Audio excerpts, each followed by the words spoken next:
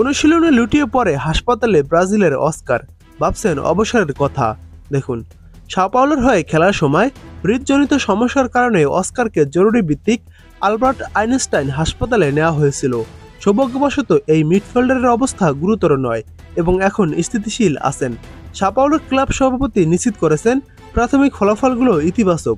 34 বছর বয়সী এই মিডফিল্ডার বর্তমানে পর্যবেক্ষণে আছেন এবং তার সুনির্দিষ্ট অবস্থা নির্ণয়ের জন্য বিভিন্ন পরীক্ষা নিরীক্ষা চলছে।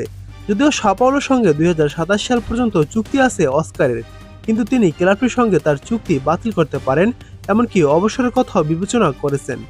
দুর্ভাগ্যবশত হৃদজনিত সমস্যা অস্কারের জন্য নতুন কিছু নয়।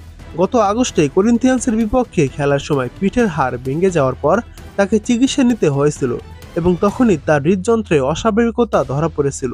তবুও সেই সময় তাকে খেলার অনুমতি দেওয়া হয়েছিল। 2025 সালে জানুয়ারিতে ব্রাজিলিয়ান সিরিয়ায় ফিরে আসার পর থেকে অস্কার এখন পর্যন্ত 21টি ম্যাচ খেলে 2টি গোল করেছেন এবং 5টি অ্যাসিস্ট করেছেন। প্রিমিয়ার লিগে চেলসির হয়ে খেলার পর তিনি 2017 সালে সাংহাই পোর্টে যোগ দিয়েছিলেন। চলতি বছরের শুরুতে ফ্রি এজেন্ট হিসেবে তিনি সাও পাওলোতে আসেন। সাও পাওলোর ক্লাব তাদের সামাজিক যোগাযোগ মাধ্যমে এক বিবৃতিতে জানিয়েছে, বিধিবদ্ধ চিকিৎসার প্রক্রিয়া অনুসরণ করে এবং খেলোয়াড়দের ব্যক্তিগত গোপনীয়তা বজায় রেখে চিকিৎসা দল থেকে আপডেট পাওয়া মাত্র আরও তথ্য জানানো হবে। ক্লাব সভাপতি হুলিও কামারেস বলেন, আজ বিকেলে আমি অস্কারের সঙ্গে কথা বলেছি। তিনি এখন অনেক ভালো আছেন। আমরা তার সুস্থতার দিকে মনোযোগ দিচ্ছি। প্রাথমিক ফলাফলগুলো আশাব্যঞ্জক ছিল। তিনি আরও যোগ করেন, আমাদের এখন পরীক্ষার চূড়ান্ত ফলাফলের জন্য অপেক্ষা করতে হবে।